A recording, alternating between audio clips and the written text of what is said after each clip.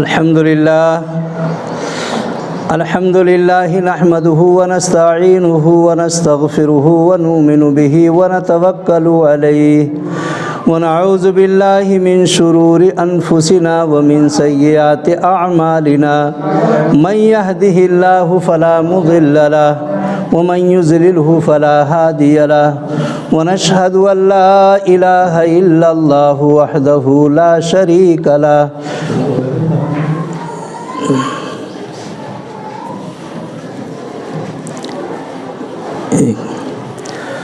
ونشهد أن سيدنا وسندنا ومولانا محمدا عبده ورسوله أما بعد فأعوذ بالله من الشيطان الرجيم بسم الله الرحمن الرحيم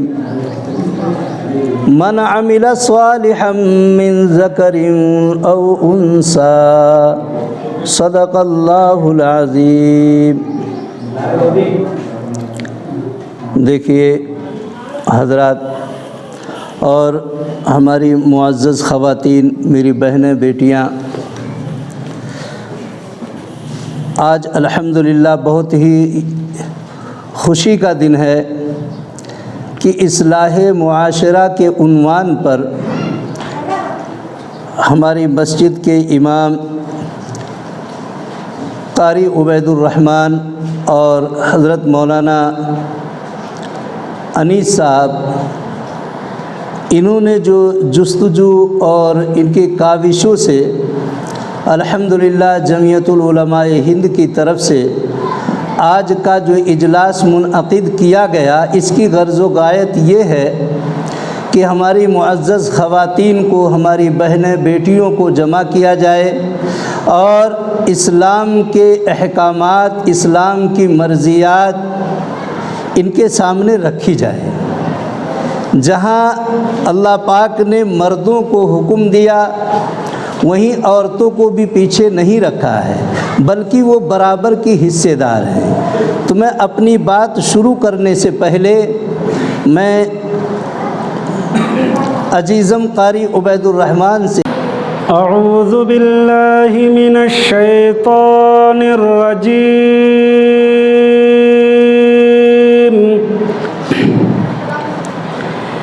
بسم اللہ الرحمن الرحیم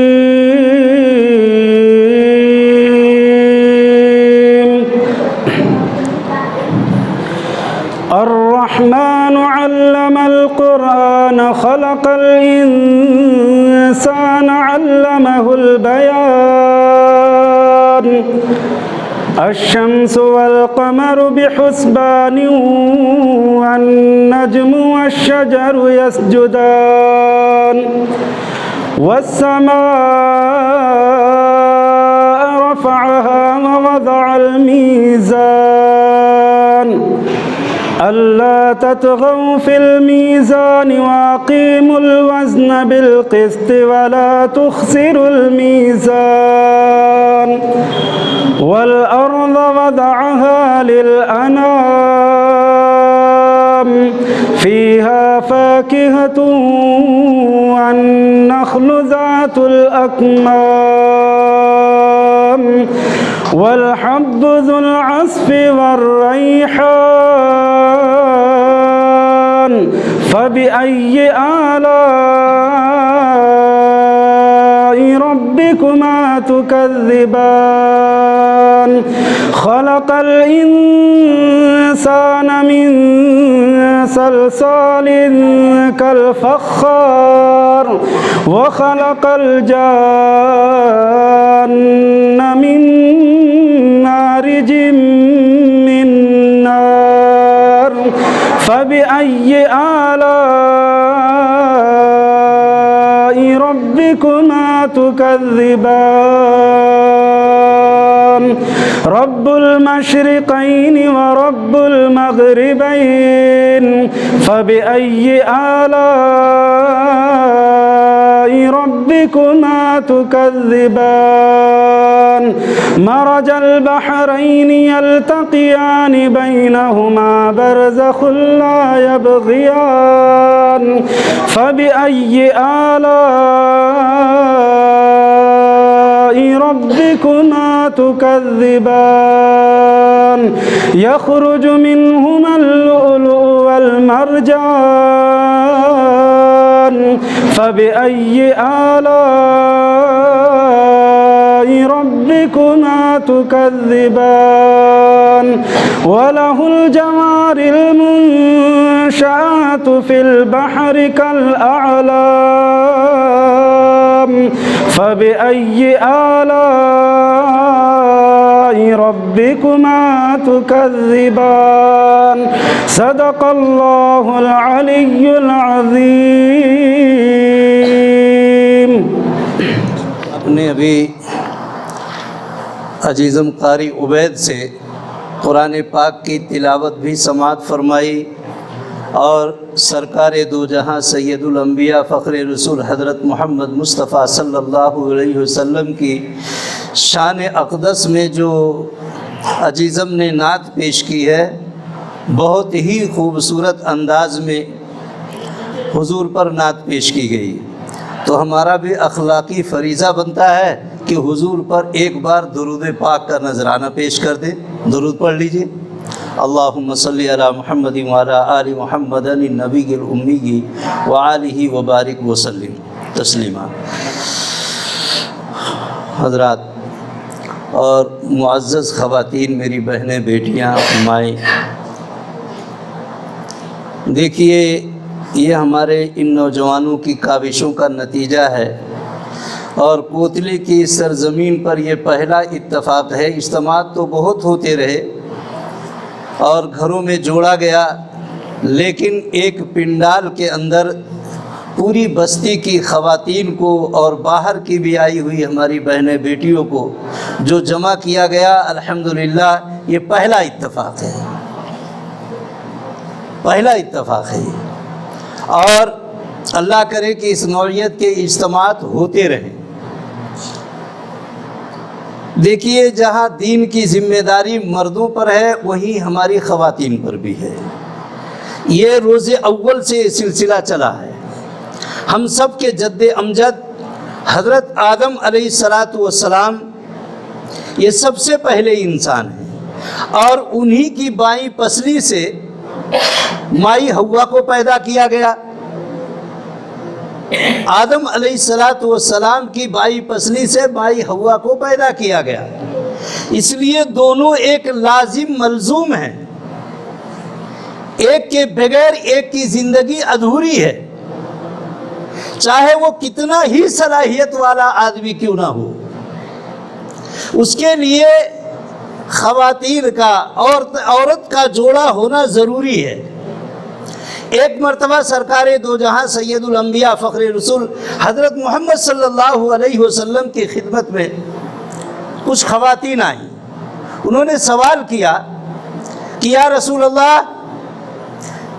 ہمارے ماں باپ آپ پر قربان ہوں، قرآن کریم کے اندر مردوں کا ذکر جا بجا آتا ہے، لیکن ہم عورتوں کا تذکرہ نہیں ہوتا. حضور نے صحابہ سے پوچھا، کیا تم نے گمان کیا تھا کہ ایسا سوال عورتیں کریں گی؟ پھر حضور پاک صلی اللہ علیہ وسلم پر قرآن کی آیت اترتی ہے، من عمل صالحا من ذکر او انثى وهو مؤمن فلنحيينه حیاتا طیبہ. دیکھو اچھے کام کرنے میں خواہ وہ مرد ہو خواہ وہ عورتیں ہوں، من ذکر او انثى وهو مؤمن، ایمان ہونا شرط ہے، ایمان کا ہونا شرط ہے. اور ہماری بہنیں بیٹیاں فخر کریں اس بات پر کہ اللہ پاک نے جب ہم سب پر سب سے پہلے محبت بھری نگاہ ڈالی تو ہم کو انسان بنایا. ورنہ جو دنیا کے اندر کم و بیش 18,000 مخلوقیں جو ہے اللہ چاہتے تو کسی اور مخلوق میں تبدیل کر دیتے، لیکن اللہ نے احسان کا معاملہ کیا، انسان بنا دیا. اور پھر انسانوں میں اللہ نے اور کرم کا معاملہ کیا، مسلمان بنایا، ایمان والے گھر کے اندر پیدا کیا، کلمے والے گھر کے اندر اللہ نے پیدا کیا، اور زیادہ محبت بھری نظر ڈالی تو اللہ نے حضور پاک صلی اللہ علیہ وسلم کی پیاری امت میں پیدا ہونے کا شرف بخشا ہے۔ ہم جتنا بھی شکر گزاری کریں یہ کم ہے، ذمہ داری دونوں پر ہے۔ آدم علیہ السلام سے لے کر ہمارے آپ کے آخری نبی حضرت محمد الرسول اللہ صلی اللہ علیہ وسلم کے ہر زمانے میں عورتوں نے مرد کا ساتھ دیا ہے۔ ہر نبی کے زمانے میں 2 عورتیں ایسی گزری ہیں جنہوں نے اپنے شوہر کا ساتھ نہ دیا۔ حضرت لوط علیہ السلام کی بیوی اِنَّا عَجُوزٌ فِي الْآخِرِينَ، کہا یہ بڑھیا رہ گئی رہ جانے والوں کے ساتھ۔ پیغمبر کی بیوی ایمان نہ لائی، اللہ پاک نے دنیا ہی کے اندر پیغمبر سے جدا کیا۔ اور حضرت نوح علیہ السلام کی بیوی ایمان نہ لائی، بیٹا ایمان نہ لایا، اللہ نے جدا کر دیا۔ لیکن قربان جائیں کالی کملی والے صلی اللہ علیہ وسلم پر، آپ کی عمر شریف کتنی تھی؟ 25 سال کی، اور نکاح کا پیغام ام المومنین حضرت خدیجۃ الکبریٰ رضی اللہ تعالیٰ عنہ، جن کا لقب طاہرہ تھا، ان کی پاک دامنی پر قسمیں کھاتے تھے لوگ، مکے کے لوگ۔ ان کی عمر 40 سال کی تھی۔ پہلا نکاح حضور پاک صلی اللہ علیہ وسلم کا حضرت خدیجہ سے ہوا۔ میرا بتانے کا مقصد یہ ہے کہ جب نکاح ہو گیا تو انہوں نے اپنا جان مال سب کچھ آپ پر نچھاور کیا۔ اتنا ہی نہیں بلکہ پورا عرب 40 سال کے بعد جب نبوت کا مسئلہ آیا، پورا مکہ نہیں پورا عرب آپ کو جھٹلا رہا تھا، تو سب سے پہلی خاتون ہے جو کھڑی ہوئی اور کہا میرے آقا آپ کیوں غمگین ہیں، کیوں اداس ہیں؟ سب سے پہلے میں آپ پر ایمان رکھتی ہوں کہ آپ اللہ کے بھیجے ہوئے نبی رسول۔ سب سے پہلی خاتون ہے حضرت خدیجہ جو حضور پر ایمان لائی۔ ہماری بہنیں جتنا بھی فخر کریں کم ہے، ہمارے نبی کا کتنا اونچا مقام ہے، کتنا اونچا مقام۔ کسی نے سچ کہا ہے یا نبی کتنا اونچا مقام آپ کو، یا نبی کتنا اونچا مقام آپ کو، خود خدا بھیجتا ہے سلام آپ کو، خود خدا بھیجتا ہے سلام آپ کو، آپ نبیوں کے بھی ہیں نبی اس لیے، آپ نبیوں کے بھی ہیں نبی اس لیے، سارے نبیوں نے مانا امام آپ کو، جس کے ہر حرف پڑھنے پہ 10 نیکیاں، جس کے ہر حرف پڑھنے پہ 10 نیکیاں، وہ خدا نے وہ بخشا کلام آپ کو۔ تو میرے جوانوں، میرے بزرگوں، میری خواتین، بہنیں، بیٹیاں، ہم سب خوش قسمت ہیں۔ اللہ کا جتنا بھی شکر ادا کریں کم ہے۔ ہمارے اوپر ذمہ داری ہے۔ قرآن کریم کہتا ہے قُلْ إِن كُنتُمْ تُحِبُّونَ اللَّهَ فَاتَّبِعُونِي يُحْبِبْكُمُ اللَّهُ۔ اے نبی جی کہہ دیجئے اپنی امت سے، امت کو خطاب کیا ہے، مردوں کو نہیں، عورتوں کو علیحدہ نہیں ذکر کیا، کہا قُلْ إِن كُنتُمْ تُحِبُّونَ اللَّهَ۔ اے نبی جی کہہ دیجئے اگر تم اللہ سے محبت کرتے ہو، اللہ سے محبت کرتے ہو، تو کہا یحببکم اللہ، تم میری اطاعت کرو، مجھ سے محبت کرو، مجھ سے محبت کرو، میری اطاعت کرو، یحببکم اللہ۔ پھر جب تم محبت کرو گے تو اللہ پاک فرماتے ہیں وَيَغْفِرْ لَكُمْ ذُنُوبَكُمْ، اللہ تمہارے خطاؤں کو معاف فرما دیں گے، اللہ تم سے خود بخود محبت فرمائیں گے۔ تو اگر ہم نبی سے محبت کریں گے تو اللہ ہم سے محبت کریں گے۔ اور پھر نبی سے محبت کا طریقہ یہ ہے کہ نبی نے جن چیزوں کو کرنے کا حکم دیا اس کو ہم کر گزریں، اور جس سے منع فرمایا اس سے ہم رک جائیں۔ اور پھر ہماری پوری زندگی کا نچوڑ میں آپ کو 3 جملوں میں بتاتا ہوں، آپ اس کو اپنے دامن میں گرہ لگا لیں۔ اس سے کیا ہے؟ پورے دین کا نچوڑ ہے۔ کہا رزق حلال روزی کا کھانا، حرام چیزوں سے بچنا ہے۔ اور دوسری چیز یہ ہے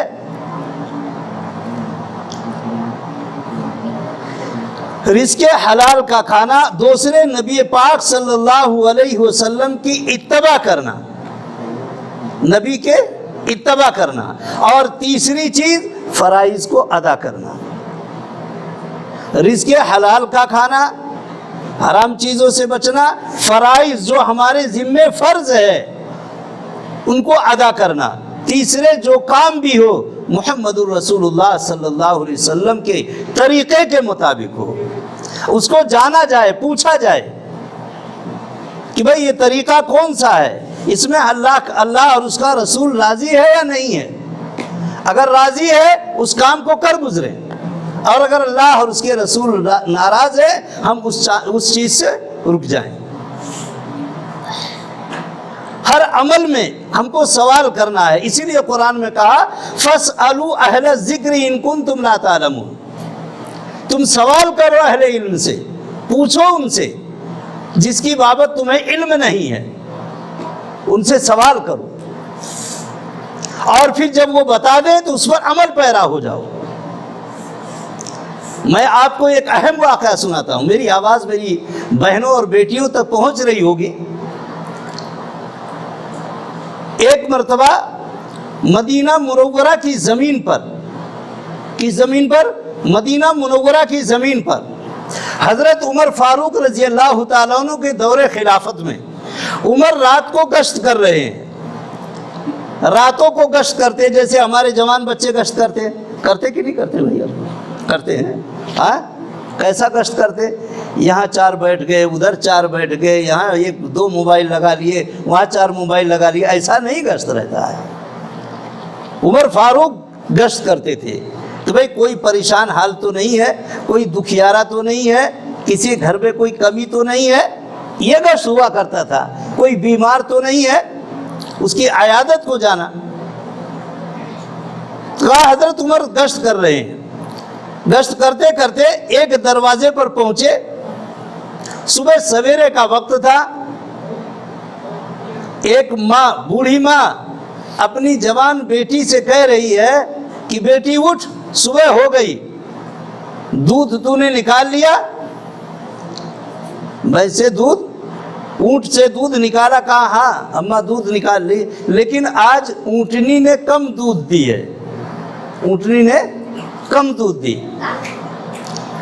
تو کہا ایسا کر، وہ دودھ والا ابھی آتا ہوگا، ایسا کر اٹھ اس میں پانی ملا دے، دودھ میں پانی ملا دے۔ کون کہہ رہی ہے؟ بوڑھی اماں کہہ رہی ہے بیٹی اٹھ دودھ میں پانی ملا دے۔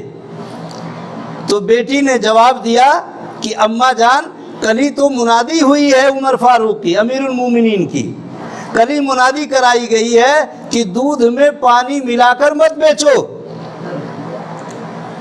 تو پھر اماں نے کہا ارے بیٹی یہاں کہاں امیر المومنین آئے ہیں؟ تو بیٹی نے جواب دیا اماں یہ کہاں کی امانت داری ہے، کہاں کی دیانت داری ہے؟ اگر امیر المومنین یہاں نہیں ہے نہ صحیح، امیر المومنین کا خدا تو دیکھ رہا ہے۔ کتنی بڑی بات کہی انہوں نے، کہا امیر المومنین کا خدا دیکھ رہا ہے۔ اور پھر یہ کہاں کی امانت داری ہے؟ سامنے امیر کی بات مانی جائے، پیٹھ پیچھے اس کے حکم کی خلاف ورزی کی جائے، اور ان دونوں کو بھی یہ معلوم نہیں کہ امیر المومنین دروازے پر یہ بات سن رہے ہیں۔ یہ ان کی گفتگو ہو گئی، اور بیٹی نے صاف لفظوں میں کہہ دیا اماں چاہے آپ ناراض ہوں چاہے خوش ہوں، میں دودھ میں پانی نہیں ملا سکتی، کیونکہ کل ہی امیر المومنین نے منادی کرائی ہے۔ دیکھیے جب ایمان بنا تھا تو رات کے اندھیرے میں اللہ سے ڈرنا آسان تھا، ایمان جب بنا تھا۔ کہا حضرت عمر فاروق رضی اللہ تعالیٰ عنہ جو امیر المومنین تھے، انہوں نے دروازے پر نشان لگا دیا، دروازے پر نشان لگایا اور نشان لگا کے گھر چلے گئے۔ صبح میں اپنے بچوں کو جمع کیا اور کہنے لگے میرے بیٹو دیکھو میری عمر تو اب شادی کی نہیں ہے، اگر میری عمر شادی کی ہوتی تو میں شادی کرتا، تم میں سے کوئی ہے جو اس بچی سے نکاح کر لے؟ تو اپنے ایک صاحبزادے کو تیار کیے اور کہا بیٹا میں جا رہا ہوں، وہاں پیغام بھیجوں گا، اگر وہ بچی غیر شادی شدہ ہے تو میں تمہارا نکاح کر دیتا ہوں۔ امیر المومنین خود گئے ان کے دروازے پر، خود گئے اور پورے حالات کا جائزہ لیا۔ یہ نہیں پوچھا کہ تمہارے پاس کتنا کھیتی ہے، کتنے باغات ہیں، دہیج میں کیا دیں گے، ایسا کچھ نہیں پوچھا۔ کہا یہ بچی کون ہے؟ بچی بتائی گئی۔ کہا بس بوڑھی ماں ہے اور وہ بچی ہے۔ امیر المومنین نے پیغام بھیجا کہ میرے بیٹے سے آپ اپنی بچی کا نکاح کر دیں۔ خدا کی قسم وہ امیر المومنین کون تھے؟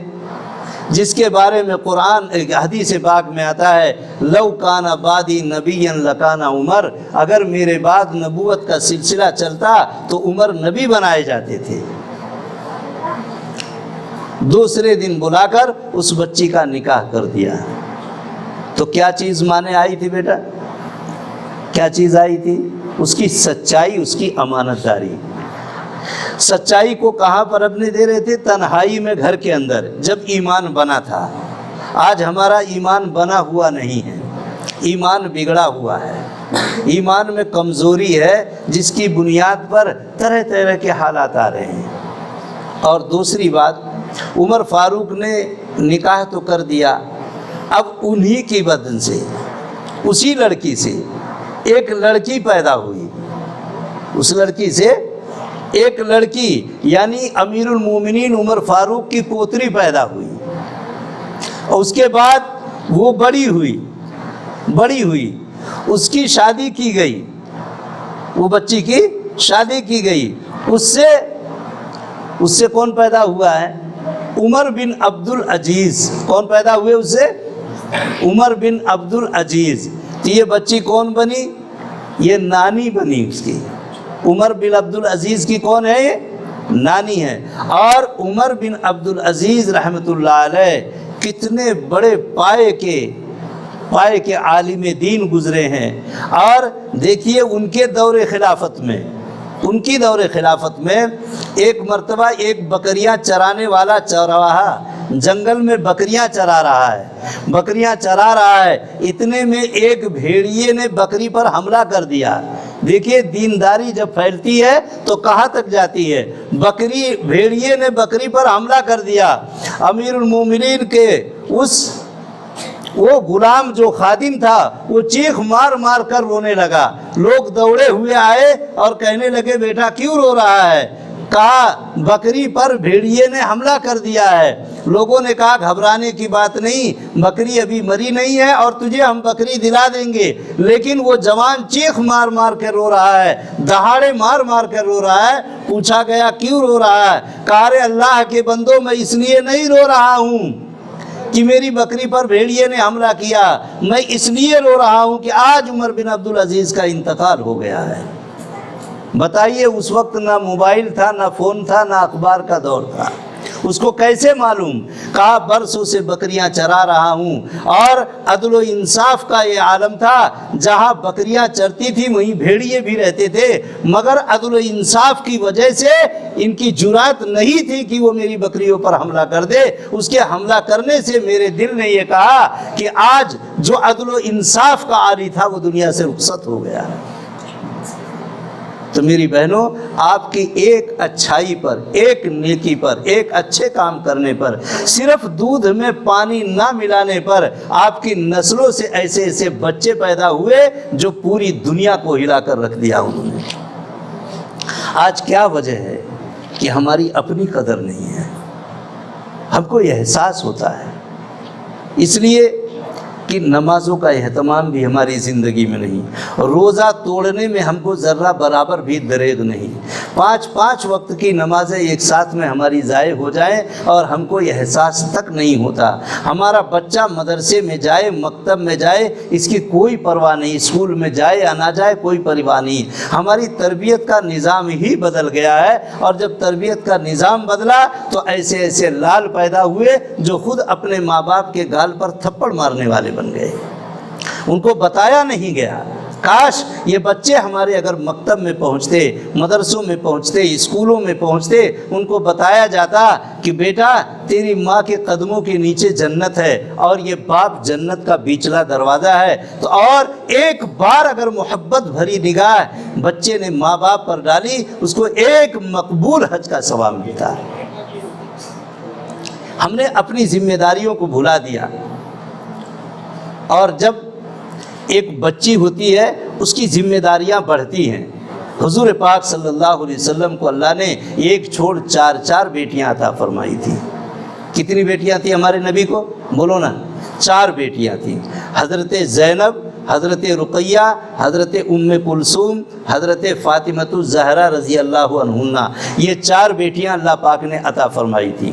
اور ہمارے نبی کو، نبی کا جو مقام تھا اور جو بڑی بیٹی کا جو مقام تھا حضرت زینب کا، انہوں نے دین کی خاطر بڑی قربانیاں اٹھائی ہیں، بڑی قربانیاں دینی پڑی، یہاں تک کہ جب ابتدائے اسلام میں ہجرت کر کے لوگ چلے گئے، ہجرت کر کے چلے گئے، تو حضرت زینب بھی اپنے باپ کے پاس جانے کے لیے تیار ہوئی، ہجرت کر کے جب جانے لگی تو مکے والوں نے گھیر لیا، مکے والوں نے گھیر لیا اور کہا نبی کی بیٹی ہو کر ایسے علل اعلان نہیں جا سکتی، تو کہا انہی کے رشتہ داروں میں سے ایک نے برچھا مار دیا، ان کے پیٹ میں لگا، پیٹ میں بچہ تھا، بچہ ضائع ہو گیا، اونٹنی سے گر گئی، اور پھر اس کے بعد وہاں سے واپس آئی۔ ہمارے نبی حضرت محمد الرسول اللہ صلی اللہ علیہ وسلم روزانہ مدینہ منورہ سے باہر نکلتے اور پہاڑی میں آ کر کے اپنی بیٹی کا انتظار کرتے کہ میری بیٹی زینب نکل چکی ہے، اب آتی ہوگی۔ ایک باپ سے پوچھو بیٹی کی کیا قیمت ہوتی ہے۔ میری بہنوں، میری بیٹیوں، جب تم سر جھکا کے چلو گی تو خدا کی قسم تمہارے باپ کا سر اونچا رہے گا، اور جب تم سر اٹھانا سیکھ لو گی، سر اٹھا کے چلنا، تو باپ کا سر شرم کی وجہ سے جھک جایا کرے گا۔ ہمارے نبی روزانہ مدینے کے باہر آتے، اپنی بیٹی حضرت زینب کا انتظار کرتے، اور وہاں زینب اسی دین کی خاطر، اسی اسلام کی خاطر زخمی ہوئی، پیٹ میں بچہ تھا وہ بھی ضائع ہو گیا، زخمی حالت میں مہینوں کے بعد مدینہ پہنچ رہی۔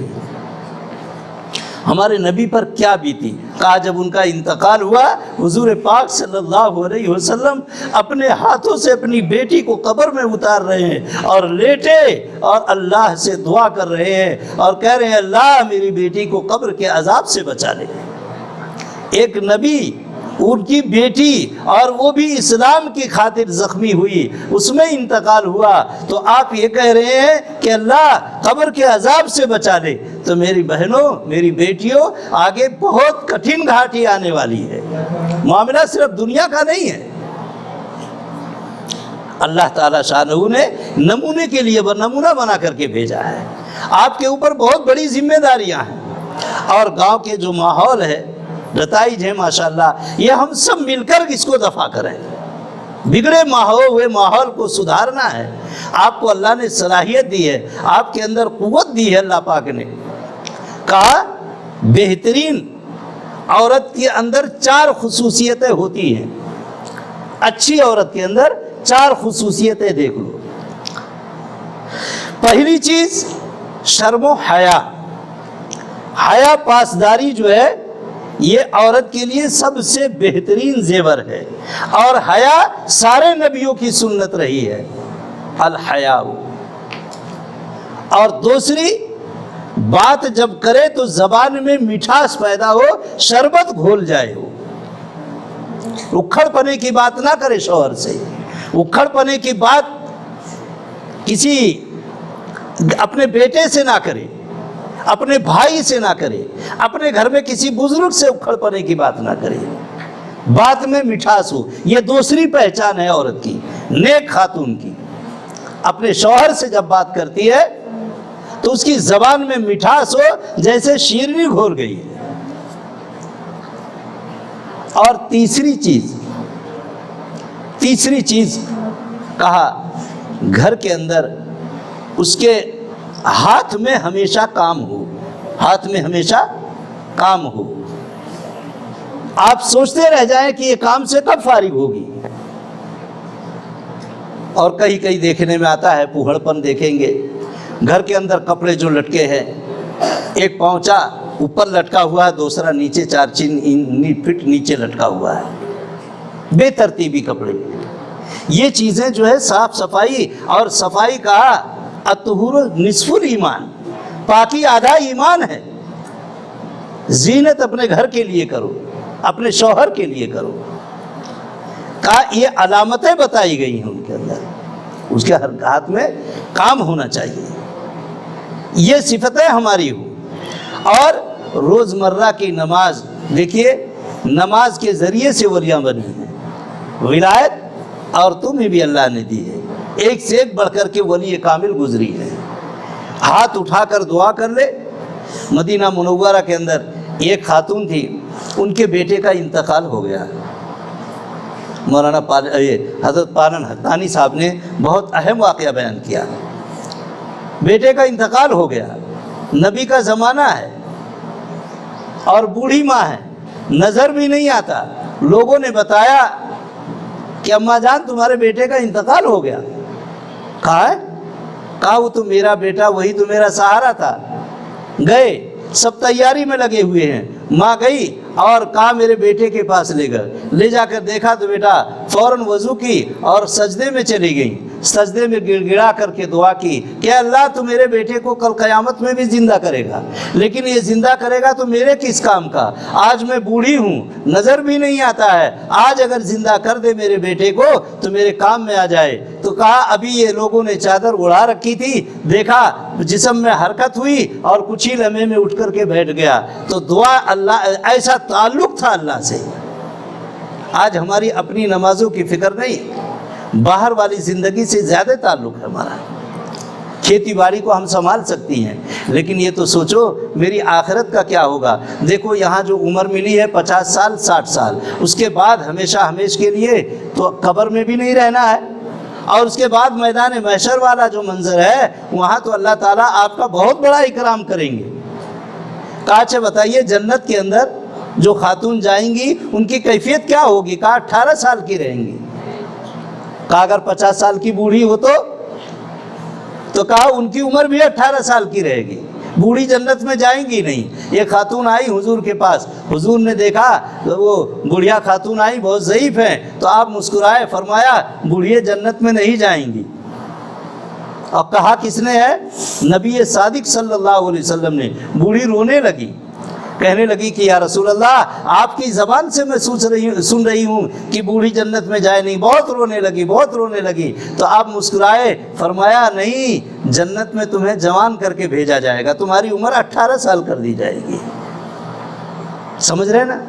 اور کہا اچھا وہ خاتون کی کیفیت بتا دو جنت کے اندر، تو کہا قرآن نے اس کو پردے میں رکھا ہے۔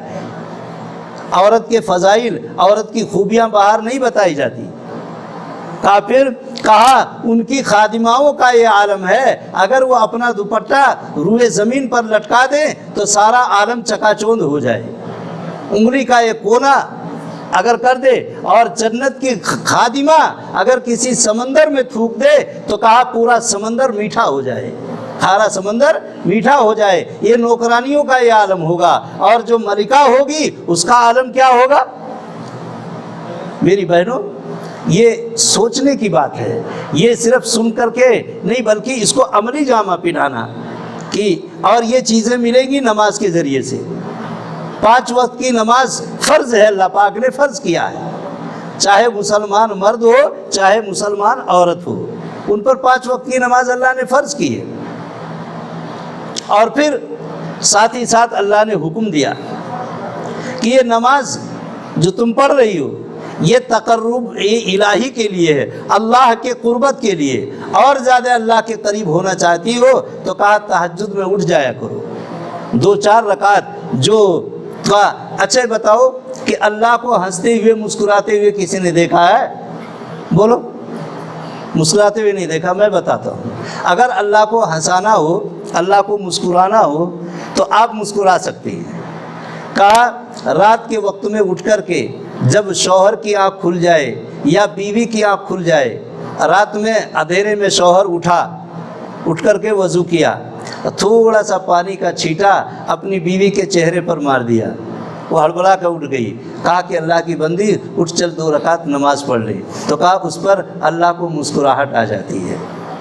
اور عورت کی آنکھ کھل گئی مگر دیکھ بھال کے مارنا، شوہر کہنے تو ایسا خطرناک ملے گا تو ٹھوک ڈالے گا رات بھر میں۔ اگر بیوی کی آنکھ کھلی اور یہ اٹھ کر کے وضو کی، دیکھا کہ شوہر سوئے ہوئے ہیں، دھیرے سے پانی کا چھینٹا مارا، اٹھا دی، کہا اللہ کے بندے دیکھ اب ساری دنیا سوئی ہوئی ہے، تو بھی اٹھ جا، میں بھی اٹھ جاتی، چل وضو کریں گے، اللہ کے حضور سجدہ کریں گے۔ تقرب الیہ بالنوافل، کیا کہتے ہیں؟ تقرب الیہ بالنوافل۔ اللہ فرماتے ہیں میرا بندہ نفل کے ذریعے سے میرا قرب حاصل کر لیتا ہے، اور سب سوئے ہوتے ہوئے۔ اور یہ 2 رکعت، دیکھو تہجد کی نماز 2 رکعت سے 12 رکعت ہے، جو توفیق ہوئی 2 رکعت، 4 رکعت، 6 رکعت، 8 رکعت، 10 رکعت، 12 رکعت، جو بھی توفیق ہوئی وضو کر لیے اور نماز پڑھ لیے۔ نماز پڑھ کر کے ہاتھ اٹھا کے اللہ سے روئے گڑگڑائے، خدا کی قسم اللہ کو بڑا پیار آتا ہے۔ آپ نے نام سنا ہوگا ٹیپو سلطان رحمۃ اللہ علیہ کا، کتنے بڑے بہادر تھے، کتنے بڑے پہلوان جرنیل تھے، فوجی سپہ سالار تھے۔ آج دیکھیے، اچھا بتاؤ ہم میں سے ٹیپو سلطان کو کس نے دیکھا ہے؟ دیکھا کسی نے؟ عبد الحمید خان کو دیکھا کسی نے؟ نہیں دیکھا۔ ٹیپو سلطان کو بھی نہیں دیکھا۔ اچھا ان کے امی ابو کو دیکھے ہیں آپ میں سے کوئی؟ نہیں دیکھے۔ لیکن ان کا ٹیپو سلطان رحمۃ اللہ علیہ کا نام لینے میں مزہ آتا کہ نہیں آتا؟ چوپاؤ یعنی چوفلے پر، تیرستے پر، روڈوں پر، چوک پر ان کی فوٹو لگاتے ہیں۔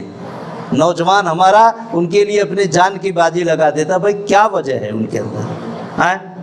ہم نے دیکھا تک نہیں، ہم کو ان کو خوبیوں کا پتہ نہیں۔ میں آپ کو بتاتا ہوں اس کی وجہ کیا ہے۔ اس کے پیچھے بھی عورت کا ہاتھ ہے۔ ٹیپو سلطان رحمۃ اللہ علیہ میسور کے کنارے رہتے تھے۔ میسور کے جنگل میں ایک مرتبہ شکار کے لیے نکلے، انہوں نے شیر کا شکار کیا۔ اتنے میں جیسے شیر کا شکار ہوا، ایک خادم دوڑا آیا۔ آنے کے بعد اس نے گھر پر خبر دی، ان کی ماں کا نام فاطمہ ہے۔ ٹیپو سلطان رحمۃ اللہ علیہ کی ماں کا نام کیا ہے؟ بولو نا بھائی۔ فاطمہ ہے۔ اور ان کے باپ کا نام نواب علی ہے، علی حیدر۔ کیا نام ہے ان کے باپ کا؟ علی حیدر۔ تو دیکھو فاطمہ ہے، یہ علی حیدر ہے۔ تو جب ٹیپو سلطان رحمۃ اللہ علیہ نے جنگل میں شیر کا شکار کیا، تھوڑی دیر میں خبر آئی کہ بھائی ٹیپو نے ایک شیر کو مار دیا۔ اگر ہمارا بچہ ایک آدھی سپلک پکڑ کر مار دے تو، بلی پر ڈنڈا اٹھا لے تو کتنا خوش ہوتے ہیں۔ دادا بھی خوش ہوتا، نانا بھی خوش ہوتا، دادی تو زیادہ اچھلنے لگ جاتی کہ دیکھو جی میرے بیٹے نے سپلک مار دیا، ایک سپلک کو مار دیا۔ اگر بلی کی دم پکڑ لے تو کتنا بہادر سمجھیں گے۔ وہاں تو شیر کا شکار کر کے آئے تھے، کوئی جوان نہیں تھے بہت بھاری، آ گئے۔ تو جب یہ خبر جنان خانے میں پہنچی تو اماں فاطمہ جو تھی وہ ہنسی اور پھر رونا شروع کر دیا۔ پہلے ہنسی پھر رونا شروع کیا۔ تو نواب حیدر علی آ گئے، نواب حیدر علی آئے اور کہنے لگے کہ بھائی یہ پہلے ہنسی کیوں آئی، بعد میں رونا کیسے؟ دیکھو 3 ضد مشہور ہے۔ کتنی ضد؟ 3 ضد کے آگے ساری دنیا گھٹنے ٹیکے ہوئے ہیں۔ ایک عورت کی ضد، عورت جب ضد پکڑ لیتی ہے نا تو پھر وہ مرد کو گھٹنے ٹیکنے پڑتے ہیں۔ عورت کی ضد، دوسرے بچے کی ضد اور تیسرے بادشاہ کی ضد، یہ 3 ضد مشہور ہے۔ تو اب بادشاہ تھے وہ نواب حیدر علی، کہنے لگے ہنسنے کا سبب تو معلوم ہو گیا لیکن رونے کی وجہ بتانی ہوگی، ہنسنا کیوں آیا اور رونا کیوں آیا؟ تو ٹیپو سلطان کی ماں کہنے لگی کہ جانے دیجئے، یہ راز کی بات ہے، چھوڑیے، آپ اس چکر میں مت پڑیے۔ تو کہنے لگے کہ نہیں، بتانا ہوگا۔ تو بہرحال کہا ہنسنا اس لیے آیا کہ میرے بیٹے نے بہادری کا کام کیا، رونا اس لیے آیا کہ میرے بچے کا مجھے بچپنا یاد آ گیا۔ کہا کیا بچپنا؟ کہا خدا کی قسم میرا ٹیپو 9 مہینے کوکھ میں رہا، اور جب یہ پیدا ہوا تو میں نے پوری زندگی میں کبھی بغیر وضو کے دودھ نہیں پلایا، بغیر وضو کے کبھی دودھ نہیں پلایا، بس مجھے اس کا بچپنا یاد آیا۔ تو اب اندازہ لگائیں، جو بچہ ماں کے وضو کے ساتھ دودھ پیا ہو وہ بڑا ہو کر بہادر نہیں بنے گا تو اور کیا بنے گا؟ آئیے مولانا اللہ جزاک۔ دیکھیے الحمدللہ میری معزز خواتین، میری بہنیں، بیٹیاں، میری مائیں، الحمدللہ جس ہستی کا ہمیں شدت سے انتظار تھا، حضرت مولانا مفتی محمد حنیف صاحب دامت برکاتہم العالیہ، وہ آج ہمارے مقرر خصوصی ہیں۔ حضرت بالاپور سے تشریف لائے اور تشریف لا چکے ہیں۔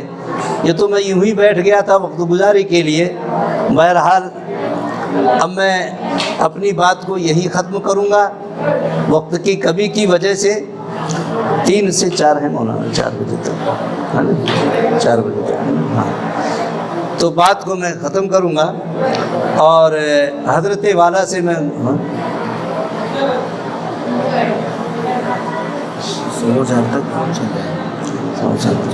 اچھی بات ہے، ٹھیک ہے، مولانا کو پانی پلائیں گے، ہاں تو پھر آپ ان سے سنیں گے انشاءاللہ۔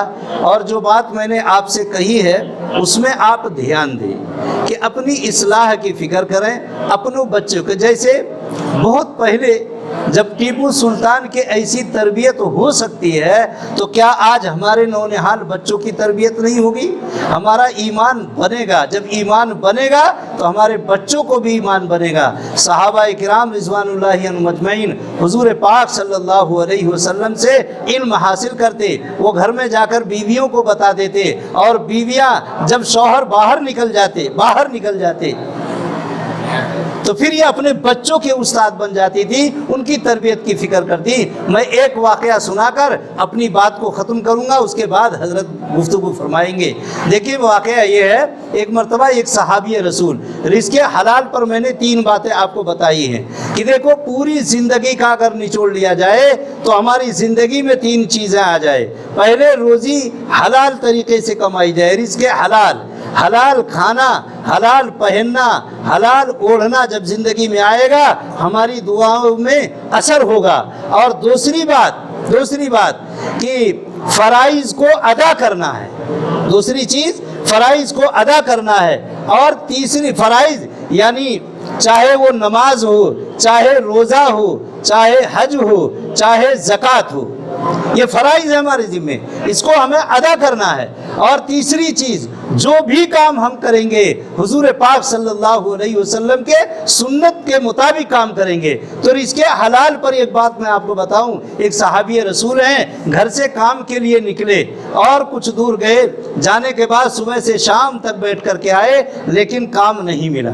دوسرے دن اس دن شام میں آئے، بیوی نے پوچھا کیا جی کچھ کام ملا؟ کہا نہیں بھائی اللہ کی بندی میں صبح سے شام تک رہا، کوئی مزدوری کے لیے نہیں بلایا۔ کہا اچھا کوئی بات نہیں، آج تھوڑا بہت ہے اس سے گزارا ہو جائے گا۔ دوسرے دن پھر کام پر گئے، پھر جب جانے لگے تو بیوی نے ان کو رخصت کی دروازے تک، اور جب وہ چلے گئے جا کر واپس آنے لگے تو کہنے لگے کہ کیا ہوا، شام میں واپس آئے تو کہا کیا ہوا، کہا آج بھی کام نہیں ملا۔ تیسرے دن دیکھا شوہر بہت رنجیدہ ہے تو بیوی نے شفقت کا معاملہ کیا، ان کی ڈھاس بندھائی، ان کی ہمت افزائی کی۔ جب وہ جانے لگے تو دروازے تک گئیں اور کہنے لگی دیکھو رزق حلال ملے تو ہی کرنا، حرام چیز رہے واپس آ جانا، حرام چیزوں سے ہم کو کوئی مطلب نہیں۔ دیکھیے کتنی ہمت دلانی تھی۔ ایک مرتبہ ایک خاتون آئی، ایک صحابی رسول آئے، وہ لیٹے، عورت پانی لے کر پہنچ گئی، پانی دینے لگی تو ان کو بہت خوشی، دیکھا وہ سو کر کے اٹھی، اتنے میں نیند آ گئی، شوہر کو نیند آ گئی، وہ گلاس لیے کھڑی رہی۔ کافی دیر کے بعد جب شوہر ہوشیار ہوئے تو پانی دی اور پانی پلایا تو وہ خوش ہو کے کہنے لگے مانگ کیا مانگتی ہے، مانگ لے کیا مانگتی ہے۔ تو بیوی بڑی سمجھدار تھی، کہنے لگی کہ آپ مجھے طلاق دے دیجئے۔ کیا کہہ رہی ہے، مجھے طلاق دے دیجئے۔ وہ بڑے حیران تھے کہ ارے اللہ کی بندی، تو گھنٹوں بھر کھڑی رہی، میں سوتا رہا، اور جب پانی لے کے آئے مجھے خوشی ہے، میں نے کہا مانگ کیا مانگتی ہے تو کہہ رہی ہے مجھے طلاق دے دو، یہ کیا معاملہ ہے؟ کہا نہیں تم نے تو کہا ہے کہ مانگ کیا مانگتی ہے تو مجھے طلاق دے دیجئے۔ کہا استغفر اللہ، طلاق کی بات کی؟ کہا کیوں؟ کہا نہیں مجھے طلاق ہونا۔ کہا وجہ؟ کہا نہیں۔ تو اب کہنے لگے کہ چلو حضور کے پاس چلیں۔ حضور پاک صلی اللہ علیہ وسلم کے پاس جا رہے تھے، راستے میں ایک ٹھوکر لگ گئی، اندھیرا تھا، ٹھوکر لگی، پیر کا جو انگوٹھے کا ناخن نکل گیا، ناخن نکل گیا، ٹھوکر لگ گئی۔ پھر واپس آ گئی، کہا نہیں چلو اب ہم ہی فیصلہ کر لیں گے، چلو۔ کہا کیوں؟ کہا وجہ؟ تو وجہ بتائی۔ کہا جب سے میں اس گھر میں آئی ہوں کبھی مجھے تکلیف کا سامنا نہیں کرنا پڑا، کسی مصیبت اور پریشانی کا سامنا نہیں کرنا پڑا، تو میں سمجھ گئی کہ اللہ کی نظر رحمت اس گھر پر نہیں ہے۔ اللہ جب محبت فرماتے ہیں تو پھر چھیڑی خانی کرتے ہیں، اللہ نے چھیڑا نہیں۔ جب مجھے ٹھوکر لگ گئی تو میں سمجھ گئی کہ اللہ کی توجہ ہماری طرف ہے، اب مجھے نہیں ہونا، چلو واپس۔ دیکھو وہاں یعنی پریشانیوں سے بھی اللہ کے راز کو معلوم کرنے والی تھی، اور آج اگر تھوڑی بہت پریشانی آ جائے تو اٹھا پٹک دوسرے دن سے ہی شروع ہو جاتی ہے۔ زندگی ایسے، ارے زندگی تو دو پہیوں کا نام ہے۔ بہرحال میری بات تو بہت دیر ہو گئی، اب حضرت والا جو مہمان خصوصی ہیں ہمارے حضرت مولانا مفتی محمد حنیف صاحب دامت برکاتہم یہ بالاپور سے تشریف لائے ہیں۔ میں اپنی بہنوں سے، بیٹیوں سے اور ماؤں سے گزارش کروں گا کہ وہ بالکل دھیان اور توجہ سے حضرت کی باتوں کو سماعت فرمائیں۔ اللہ پاک کہنے سننے سے زیادہ عمل کی توفیق نصیب فرمائے۔ حضرت والا سے درخواست ہے کہ پیچھے پردے میں بہت بڑی کثیر تعداد میں مستورات ہماری جمع ہیں، حضرت بات فرمائیں انشاءاللہ۔ السلام علیکم۔